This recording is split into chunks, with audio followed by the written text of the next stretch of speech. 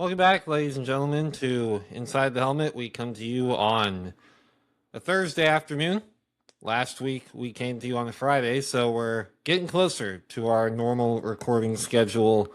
Um, Continuing along, talking about a different aspect that's a little lesser talked about in the past few weeks. About almost a month ago, we talked about offensive linemen. Then we talked about defensive linemen. Last week, we talked about kickers.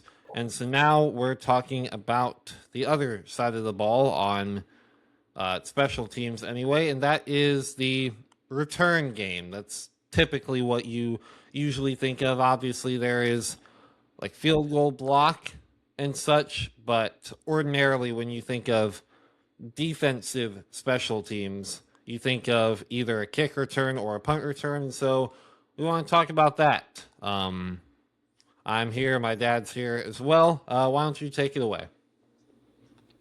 Yeah, I mean, kickoff return and punt return are way different. Mm-hmm. And not only physically, but psychologically. If you think about it, on a kickoff return, and unless it's the, beginning of one of the halves and you're getting a kickoff return, you're out there because the other team just scored. Yeah. So you're a little bit down. Meanwhile, if you're on punt return, you're probably pretty happy because it means that your defense stopped their offense. So, just from a psychological standpoint, um, it always occurs to me which of those group, and there's a lot of guys who play both on both of those return teams, but psychologically, it's got to be a lot happier moment when you're returning a punt. But the Yeah. way that the ball flies through the air, you and I have been on enough football fields with people kicking them around.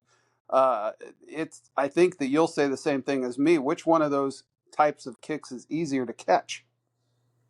Ooh.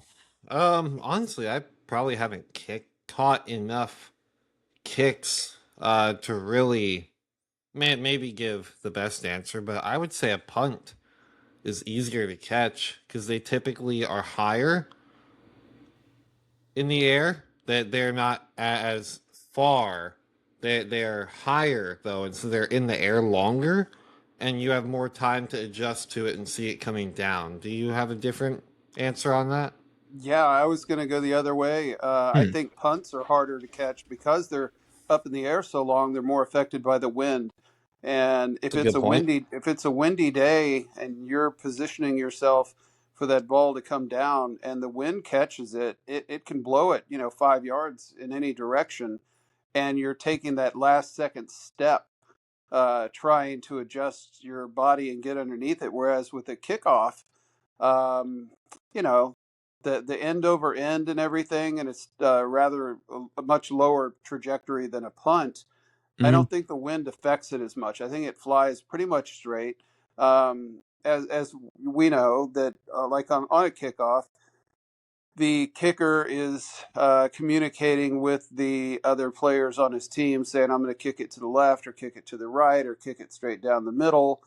And the return team is set up with usually two guys back there standing on the hash marks so that wherever they kick it they can position. It's pretty obvious right as soon as it's kicked to them where it's going, and they position themselves accordingly. um, Yeah. I always thought that a punt was a little bit harder to catch. The other difference is with a kickoff, you catch the ball and you have to be aware if you are in or out of the end zone or right really close to the end zone. You have it is a live ball, so you kind of would be hesitant to step away from it and let it bounce unless you're fairly certain it's going to go out of the back of the end zone or out of bounds or something like that. You really kind of have to play it, and the strategy, I think, obviously with the new kickoff rules and everything, it's different. But it used to be that you wanted to kick the kickoff just deep enough in the end zone to where the guy, if he's not a returner you're afraid of, is going to bring it out. And you have confidence that you can tackle him before he gets to the 20. If you kick it to 8 yards deep in the end zone, they're probably just going to take a knee. Mhm. So Uh, new kickoff rules now. Obviously, I think if you kick it the wrong place, that they get the ball on the 35-yard line to start, and so placement is really important. Um, but Sure. the but with a punt return, you'll see something that you generally don't see on kickoffs, which is the fair catch. Because that ball's hanging up there so long, and they generally only kick it, 50 yards, and the ball might hang up there for 4 seconds. You probably are going to have guys right in your face as you're catching the ball, and so to Yeah. protect the punt returner from getting smashed just one instant after the ball touches or grazes his fingertips, they introduced the idea of a fair catch. Yeah. Um, saw a YouTube video long time ago by a channel that just does like general sports coverage and interesting dives into history and all sorts of sports content. And they did a video on kickoff return in particular. They did touch on the punt return, but they mentioned how the kick return, this was years ago, so before the new rule changes were implemented, but they talked about how the kick return, while you do ordinarily want to see, at least if you're just hoping for excitement without any actual dog in the race, you want to see exciting kick return touchdown, but they highlighted how infrequent those actually happened and how logistically speaking, if you look at an actual map of the returners, like where they traveled on the field on their way to the end zone, it's usually they just get past a couple would-be tacklers who get blocked. They make their way to the sideline, then they're just gone. So it's not all that interesting. Whereas punt returns oftentimes have more change of direction. Think of Kadarius Toney's almost punt return touchdown in the Super Bowl a few years ago. That ended up being still the longest punt return in Super Bowl history. What do we think of one, kickoffs in general, and two, the new kickoff rules? Because I think I've gone on record on the show before voicing my criticisms of them, how they don't actually solve the problems in terms of safety that they were implemented to solve, while kind of destroying the kickoff game that we used to know, making it a lot more boring and creating a worse product after the kickoff itself, when the offense takes the field, giving them shorter field position and things like that, making it a lot less interesting overall. Yeah, I don't think they've gotten it right yet either. This Mm-hmm. this idea on the kickoffs, I think they were looking at the difference between kickoffs and punt returns. Um, Yeah. Historically, and still with punt returns, uh, you're basically the guys who are trying to go down and tackle can't leave the line of scrimmage until they hear the thud, the ball being kicked, except for the gunners on the outside, Mm-hmm. and they can leave as soon as the ball is snapped. So essentially, you don't have as many people, right in the face. That's why it's so important to block those gunners so that they're not right down there, as soon as your guy catches the ball. But with the kickoffs, the new rule is that again, they can't leave until the ball is caught uh, by the return man, Yeah. and they put the blockers up closer. Essentially, they're trying to take away 40 yards of sprint momentum uh, with the guys who are going down to cover, because occasionally a guy would be trying to return a kick and wouldn't see a guy who had a 40-yard head start, and he would just blast him. Mm-hmm. And also to protect the tackler, if you're running 40 yards upfield on a sprint, we've all done that many times, and suddenly a guy changes direction on you because he was kind of standing still or going three-quarter speed, and you try to plant your foot to change direction with him, and you're on a full-on sprint. there's a lot better chance you're going to tear a knee ligament doing that. Yeah. So, I mean, the That, kick return game is fun. it is. And I will say I will say the one nice thing I will ever say about the new NFL kickoff rules. It appears that they've made it safer for the return man. Yeah, That maybe that was the ultimate goal. Maybe they were saying, "Oh yeah, all those blockers, all the people going down trying to tackle, they're engaging with the blockers. Ah, forget them." Because yeah, ultimately the new rules don't add any further protection to them because sure they like aren't flying down and meeting the return man as quick and actually making the tackle, but they're still engaging with blockers, sure. regardless of whether it's a touchback or not. Yeah, Because yeah, they're not going to blow the whistle immediately until the ball's actually confirmed a touchback. But before the whistle sounds, they're engaging, and so there's still that moment of impact where that's happening regardless of if the ball is even returned at all for any yardage or not. So yeah, they've protected the return man at the cost of potentially even more volume number of injuries for basically everybody else other than the kicker. yeah. The thing that surprised me when I thought about it one time is why we haven't seen more touchdowns on kick returns. Because if you think about it, um, if you run an offensive play and you hand the ball to your running back, Mm-hmm. okay, the quarterback who hands it is not generally going to be asked to block anybody because he's the No. quarterback. Yeah. So you've got 9 guys blocking for your running back against 11 defenders who all are, Mm-hmm. built to tackle.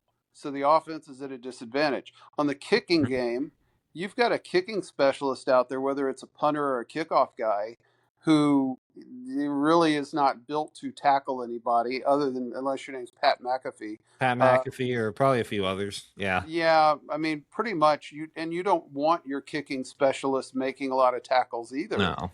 because they're not built for it. So you've got essentially 10 blockers against 10 tacklers, and then you've got the kicker who's really not you know a tackler, and you've Mm-hmm. got the He's return also guy not going to who, be as fast. Yeah, yeah, as the return man. So the return man can either outrun him or juke him or something.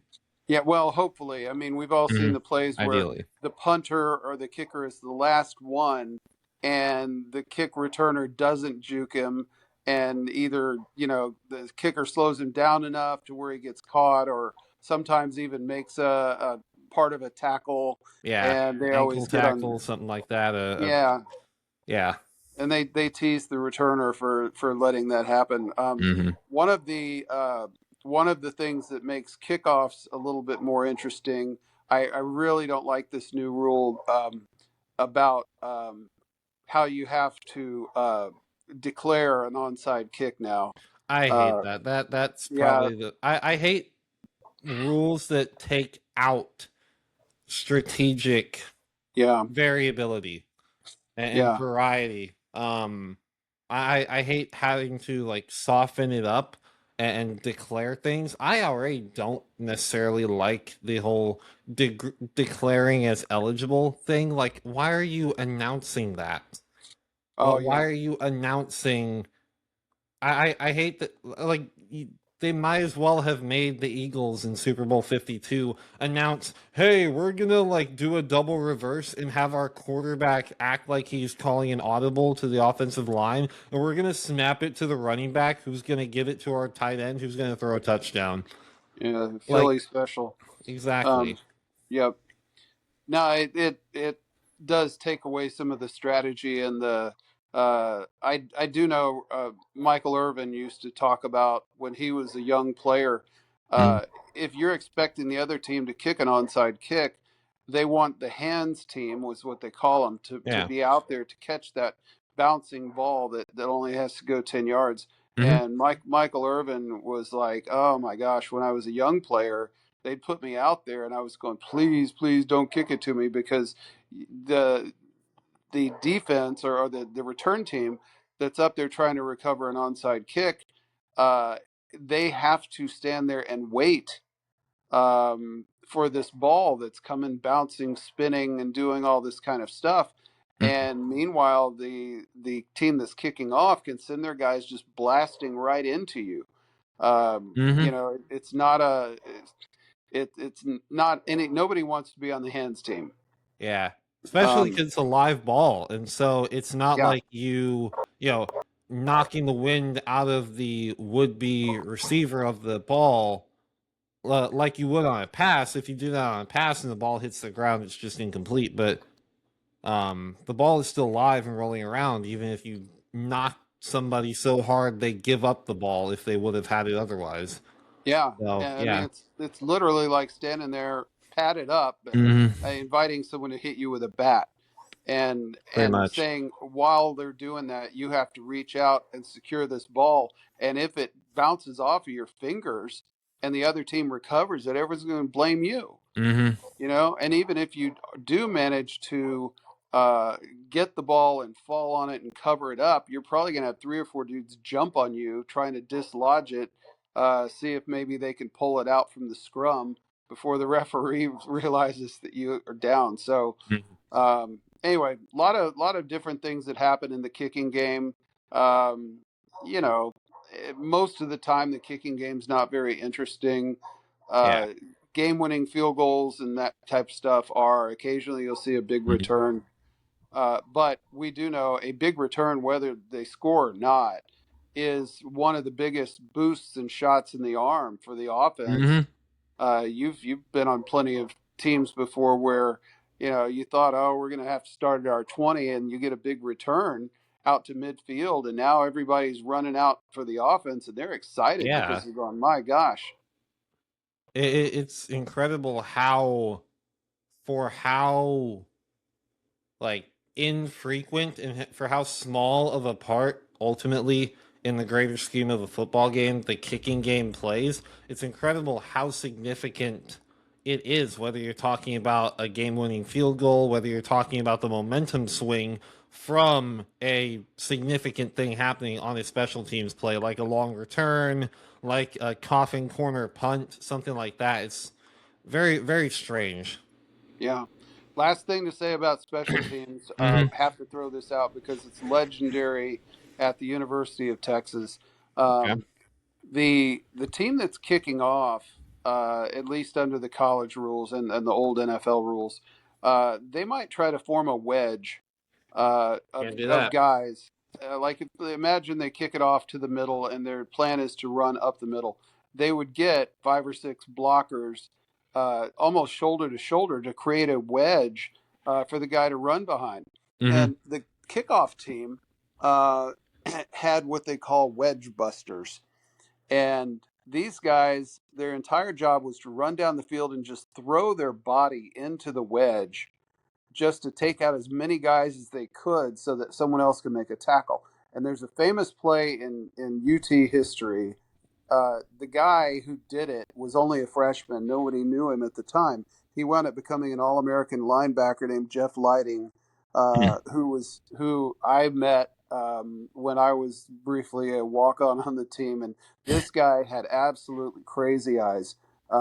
Even dudes twice his size were afraid of him because he looked like a maniac. And when he was a freshman, it was like game two or game three of the season. Early on in his freshman year, he hadn't totally filled out to what he would become an All American linebacker. And he was a wedge buster, just trying to get on the field. And he took that more seriously than anybody ever. And he went down and literally threw his body up and sideways so that his head and his feet and his knees and everything, I'm not sure I could even They're make my all body. parallel to the Yeah, ground and stuff. Yeah. I'm not sure even in my youth I could have done that jumping into a swimming pool. But somehow or another, this dude launched himself and turned his body sideways and took out three dudes and shattered his leg in the Ugh. process. And they had, yeah, I mean, it was not a happy ending for him for his freshman year, but Mhm. because of his willingness to just be maniacal about it, They worked with him, got him rehabbed, and realized, hey, if we could ever get this guy bulked up and playing real defense, we've got a great middle linebacker, and he's one of the best middle linebackers that ever played at the University of Texas, and that was how he got his start. So Mm. anytime I think about wedge busters, I'm like, you got to be crazy to do that. And Jeff Lighting was very, very unique Yeah. in that regard. So Mhm. with that, okay, Actually, we got. Oh, what? so I've seen a YouTube video before. It's a YouTube channel that covers sports, and they've done multiple videos on discussing whether certain athletes of various sports should get in the Hall of Fame or not, and they've been very vocal for the NFL Hall of Fame that special teamers should not be in the Hall of Fame, no matter how good at their position or at their assignment they were, because they, quote, aren't good enough to be an every down player. What is your take on that? We had a dog bark just about the time that you said that's the Hall of Fame for. I mean, You need me to repeat? Ray Guy's in the Hall of Fame, so they Mhm. have let some special teamers in. Yeah, Ray If you're Guy, Devin Hester is in the Hall of yeah, Fame now. if you're talking about people like back in the glory days of the Cowboys with Bill Bates or Steve Tasker for the Bills, Mhm. who were just great going down and making tackles, I probably would not put a tackler on special teams in. What about someone Uh, like Devin Hester?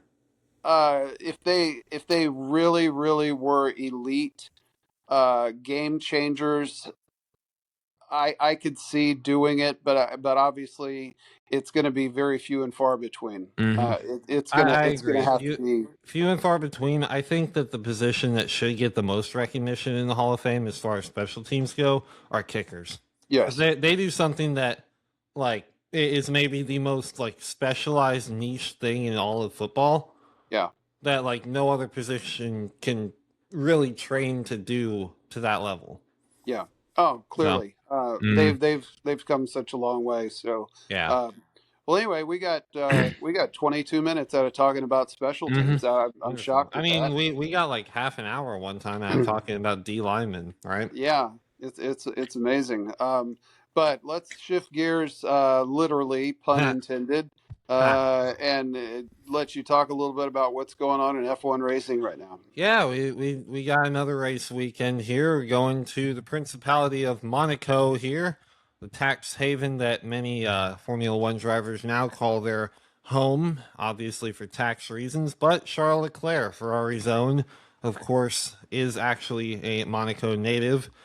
And it's actually going to be looking like a pretty decent weekend for him, possibly. We haven't had practice or qualifying or anything yet, but of course, Leclerc, being a Monaco native, being very familiar with the area and that area being very special to him, he's always been consistently very good, however, very unlucky around Monaco, particularly early in his career. He did finally get that fabled victory in his home country in 2024, and of course, last year's champion, Lando Norris, ended up prevailing at the Monaco Grand Prix that same season. And interestingly enough, even though with how the layout of the track is for anyone unfamiliar, it is an incredibly narrow circuit with walls and fencing lining basically the entire track. And in recent years, as Formula One cars have gotten bigger and notably wider, it has been harder to really fight and make overtakes, of course, because if on such a narrow circuit, if you try and go side by side with somebody into a corner that is less than two cars widths in width of the actual track with walls on either side, you're just going to take yourself out. You're going to take that person out. You're going to get penalty points on your super license and risk getting suspended. So, in fact, in that 2024 Monaco race, saw the first and only time ever in a Formula One race where all top 10 starters like those who started the race in the top 10 finished in that exact same order. Hmm. So, however, with the new 2026 regulations, that say what you want about the engines and everything, I know I've been very critical of them, but the actual body of the cars and the dimensions of them are significantly better, in my opinion, because they're Hmm. smaller, they're more nimble, they're more agile, they're lighter, and so we may actually see a better, more competitive race, even if just slightly. As well, we've spoken, of course, how Mercedes has been ultra dominant around around every track that they've been to. Yet Mercedes has yet to lose a race Hmm. in Formula One this season. Of course, after having 5 races, right? Yeah. Yeah. But Mercedes has been notably weak around Monaco in recent years, especially just in this decade, the 2020s. So that's a race that Ferrari is usually stronger at. McLaren should be stronger. Even Red Bull has been strong around Monaco in certain years, so they could continue their uptick in form, particularly as Mercedes engine now some exploits that they've been using with their power unit to get a leg up on the likes of Red Bull and Ferrari who have to make their own engines. That has been banned and eliminated now, so they're supposedly not going to have the advantage that they have been having so far this season, which going on the long run for the rest of the season could mean things are going to get shaken up in the championship table. But looking more short term, we're about to go to a track that Mercedes have not been particularly strong at. Obviously, we do have entirely new regulations, so that could be changed. Mercedes could still be very good around Monaco, but given their now lacking in such an advantage engine wise, it is looking very promising for the likes of Leclerc, Norris, even Max Verstappen could continue his what's the word momentum coming from his first podium of the season in Canada. So surprisingly, it's actually looking like it's going to be a pretty good, pretty promising event in Monaco, a track that in recent years has been infamously boring and dull to watch. Hmm. So it'd be interesting. It is the like crown jewel of Formula One, as it's one of the original circuits, having been in use all the way since the inception of Formula One back in 1950. So yeah, should be shaping up for a decent weekend. Even if the race isn't all that interesting, with the track still being too narrow and such, qualifying is always some of the best spectacle of the entire season. Qualifying around Monaco, with how narrow it is, with how on the edge, how on the limit you have to be. So, looking forward to it. Okay. Our last segment. Hopefully, we can get many shows out of this. Um, I figured we would pick two teams, and between you and me, figure out their two deep roster. We're gonna Okay. skip. We're gonna skip the blockers, the linemen, and stuff. Yeah. Um, all time team, and Okay. then Are you going figure. offense only or offense and defense skill or what? I would say we'll go offense, and maybe we say uh, one defensive lineman, one linebacker, and one One defensive back, secondary. All right. and then Are we uh, collaborating here, or are we like working against each other, kind of in a draft format? What? How are we doing this? well, I think we're gonna collaborate on coming up with the names. We'll probably agree on some, and maybe some Sure. we won't, and Okay. then figure out which of those teams, if they were all in their prime, that Hmm. we think would win. And in order to qualify, I think when we came up with this idea, like it has to be a guy taken in their prime. And what I mean by Hmm. that is, like, if we were doing the Raiders and we wanted to name wide receivers, yes, Randy Moss played there for a year, but he was Hmm. garbage when he played Yeah. with them. He was not interested. So So he would be eligible for the Patriots or the Vikings. Mm-hmm. But Say he so would technically be eligible for the Raiders, but it has to be like if you pick Randy Moss for the Raiders, you're taking Raiders Randy Moss. You can't say, oh, Randy Moss exactly, in his prime because he did play for a year on the Raiders. You can't say, exactly. oh, Emmett Smith is the best running back in Cardinals history. Right, because he didn't do much for the Cardinals. So, Exactly. okay, so you pick one team and I'll pick a team, and we'll build the rosters here real quick and then figure out which one we think is better. Okay. I want to go with a very storied franchise in NFL history, one with deep, rich roots. And so I'm gonna go with the Green Bay Packers here. Okay, okay. Mm-hmm. There's a lot. Yeah, there's a lot of guys to Mm-hmm. pick from there. Um, I think I'm going to go in the opposite direction just to get them out of the way. They are the most, in my opinion, forgettable franchise that's been around for a long time. Hmm. Some people say that the letters in their name stand for just end the season. Um, so I'm gonna I'm gonna pick the Jets uh, Okay.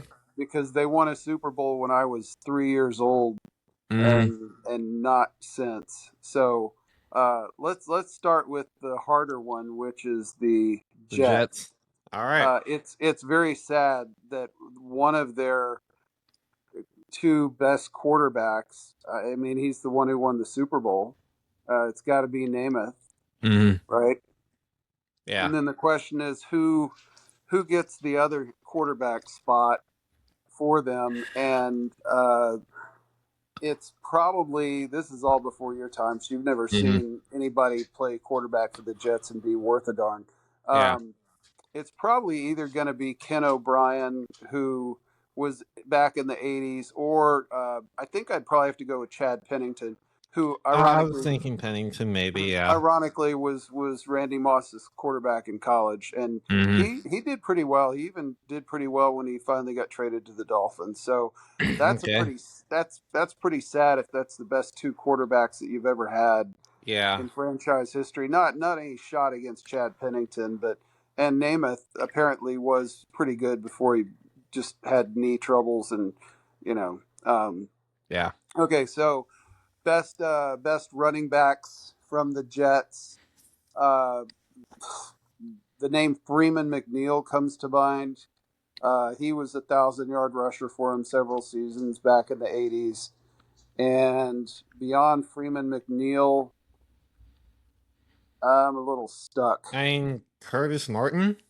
Uh, yeah. I mean, I think so. Yeah, Yeah, that was the yeah, first name that came to my mind. yeah. The fact that you didn't immediately say him when he was the obvious choice for me was like, wait, am I thinking of the wrong guy? And did he not play for the Jets? But I just He looked it up. did. He did. He also played for the Patriots. I think of him more as a Yeah, Patriot, but he had some good years for the Jets. I think of him more as a Jet. He played 11 seasons for him. Yeah, but it's just they didn't win. So I but okay, Yeah. wide receivers for the Jets. Um, Um. well, Next question. there was a guy named Al Toon who was Okay. pretty good for them. Whoever it was that Namath threw to, I'm not thinking of. Uh, I think Wayne Corbett might have played for I them for a just looked that while. guy up. Yeah, he. What about the guy from Lake Travis down here or Westlake who's with him now? Uh, his name's escaping me. He's The he's been Jets. there. He's been their wide receiver one the last couple of seasons, um, and Garrett he's Wilson. yeah, Garrett Wilson. He didn't have the numbers to make their Mount Rushmore yet, but Not yet, but I um, mean, talent wise, he may be number one. yeah. So the one that was disappointing was University of Texas wide receiver Johnny Lamb Jones, Hmm. who was blazing fast and a great player at UT, but apparently had caught the injury bug up in New York and didn't distinguish himself as a pro player. Hmm. Tight end, I'm having a hard time coming up with their best tight ends. I'm sure they've had a couple of guys who like made Pro Bowls and stuff. They're just not on TV enough. That's why I wanted to get this team out of the way. You know, um, Mickey Schuler apparently has all their franchise tight end receiving records. well, I'm happy for Mickey and his mama, but it didn't mean anything to me. Uh, Why'd you pick the Jets? to get him over with, so we don't have it lingering out there, and obviously we can also have a pretty easy first week of which team would beat the other team. True. Um, all right, so one defensive lineman, or yeah, I mean You gotta go Gastineau, Mark Gastineau, yeah. Gastineau had the sack record. As Klecko, he'll be the first to tell you.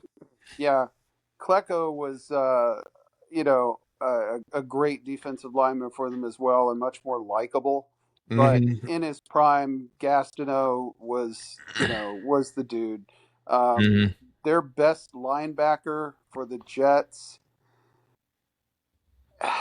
I'm just not coming up with anything. I feel like can't they think of had anybody. feel like they had one like not that long ago. Yeah, and defense.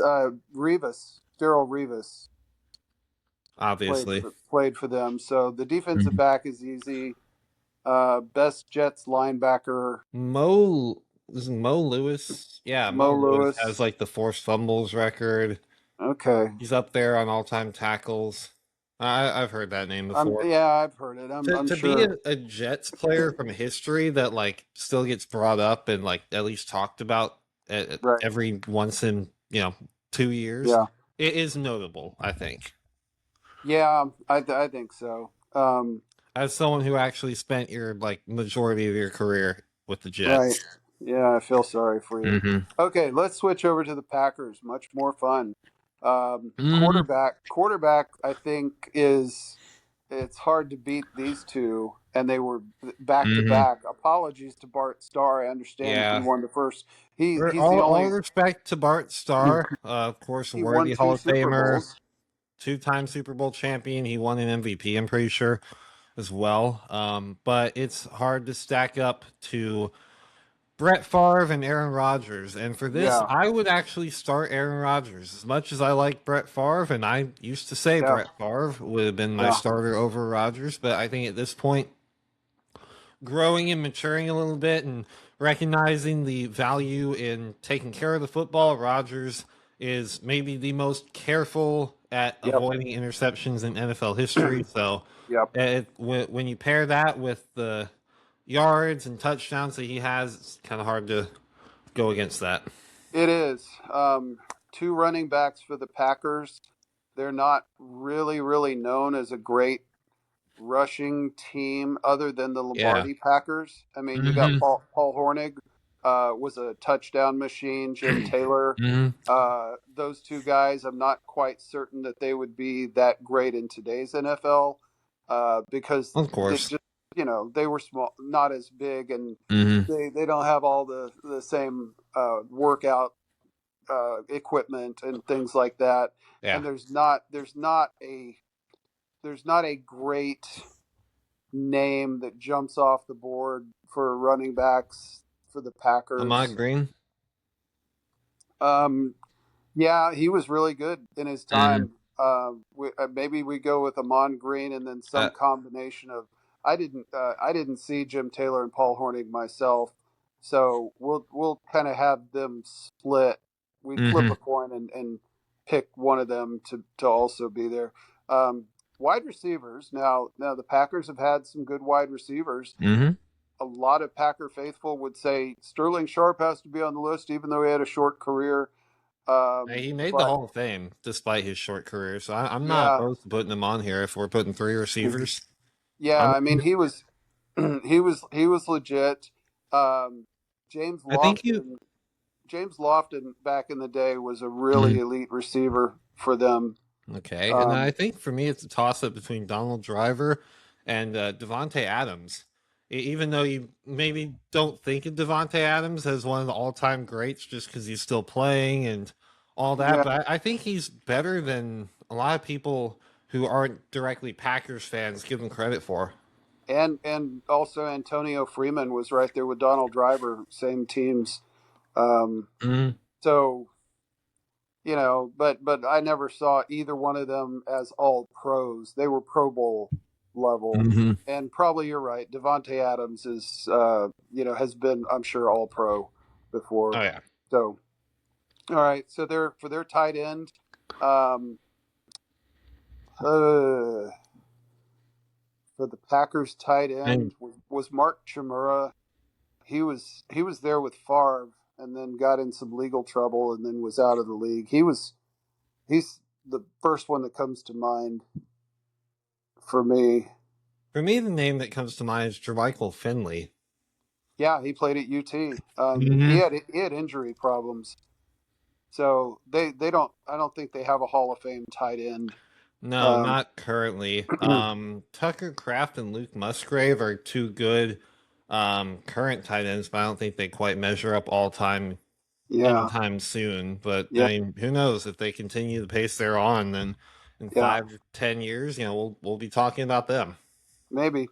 So three Hmm. defenders from the Packers. The defensive Obviously, you gotta line go Reggie White. Obviously, is Reggie White obvious. more Yeah, memorable, probably as an Eagle, but was still there for that far Super Bowl. yeah. So He was still definitely made dominant. his stamp in Wisconsin as well. Clearly. Their best linebacker of all time, I believe, would have to be Ray Nitschke, Yeah, which yeah. was before my time. Didn't he also But play center for them? Or am uh, I think? Or am I I, thinking of like someone else? No, I'm thinking of I, Chuck Bednarik yeah, of the yeah, Eagles, who was yeah. a I mean, the linebacker center. Ray Nitschke is just legendary. And then Hmm.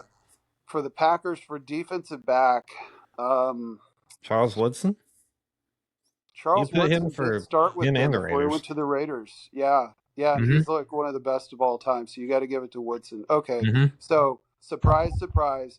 The Packers win. The Packers win over the Yeah. Jets for all time, and it's not even Hmm. particularly close. While we're doing this, I'd kind of like to incorporate F1 a little bit. Just come up with like the best two driver lineup for each current F1 team, and you can dive into their history, um, like with Alpine.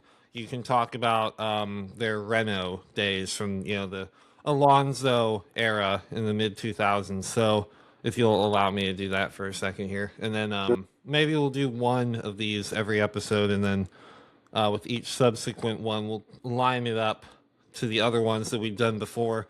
I'll Yeah. start with Red Bull, seeing as Max Verstappen. And I'll go with Mr. Max Verstappen and Sebastian Vettel, obviously, the two four-time world champions. I think that's a very, very good lineup of two drivers. It's Okay. going to be hard to beat that. Yeah. Okay. So, All right. Well, I think my dinner is just about on the table. I nice. think we timed it out well. Hmm. All right. So, Well, thank you as always for tuning in to another episode of Inside the Helmet. Be sure to come back hopefully next Wednesday. all We'll be back to regular schedule, and yeah, right. God bless. yeah.